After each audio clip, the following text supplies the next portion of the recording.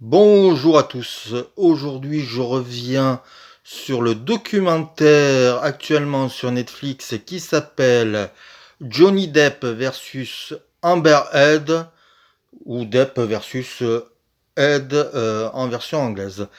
Donc, qu'est-ce que c'est que ce documentaire? C'est un documentaire en 3 parties et ça raconte bien entendu le procès fort médiatique des deux stars pour diffamation.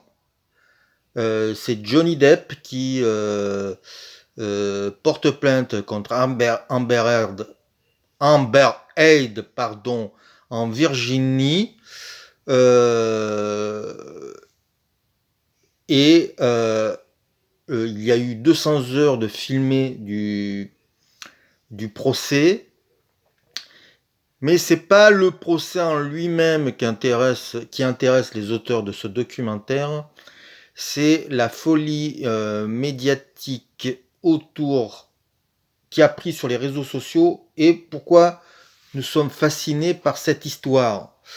Et le documentaire n'a pas de commentaire. Il n'y a pas quelqu'un qui raconte l'histoire, qui fait le storytelling, non, pas du tout. C'est pratiquement fait que d'images du procès et la plupart du temps entrecoupé de commentaires de gens sur les réseaux sociaux, sur TikTok, sur YouTube, sur enfin, toutes les plateformes possibles et inimaginables, sur les propres chaînes Facebook, voilà. Et aussi, ce qui intéresse les auteurs, c'est aussi dans les journaux. Voilà. Comment, pourquoi ça a fasciné autant de personnes.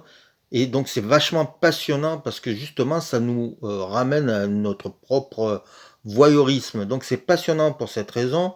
Donc bien sûr on a les tenants et les aboutissants de l'affaire.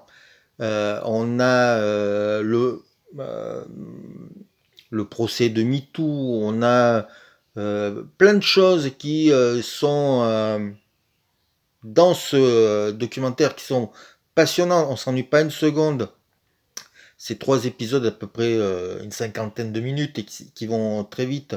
Le premier documentaire raconte le procès et le comment, euh, euh, quels sont les intérêts de ce procès. Le deuxième, là, on parle de... Pourquoi on parle, non? Je sais pas moi qui en parle, c'est les auteurs qui parlent plutôt, eux, de l'emballement médiatique, surtout sur Internet, faut l'avouer. Et le troisième, c'est même le après, quand les délibérés ont été donnés, les choses qu'on n'a pas complètement, qu'on n'a pas entendues, qu'on n'a pas vues, et, euh, et aussi, je répète, toujours à travers l'image, le,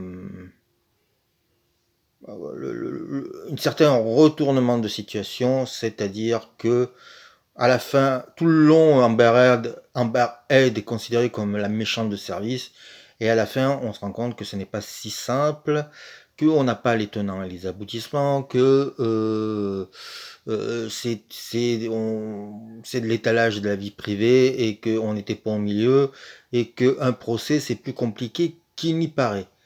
Et donc, du coup, c'est aussi un regard assez terrible sur la justice américaine. Ce qui est passionnant, c'est que c'est des Anglais qui ont fait ça, donc je pense qu'ils ont le recul nécessaire pour raconter de cette manière cette histoire. Et surtout, c'est-à-dire que en fait, ça nous renvoie nos propres contradictions, voyeurisme, nos fascinations. Et moi, je dois l'avouer, je fais mon petit mea culpa. Moi, ce genre d'histoire me fascine, me passionne. J'adore les faits divers. Et là, on est en plein dedans. Et du coup, ça me pose des questions. Donc, c'est un documentaire de salutation publique.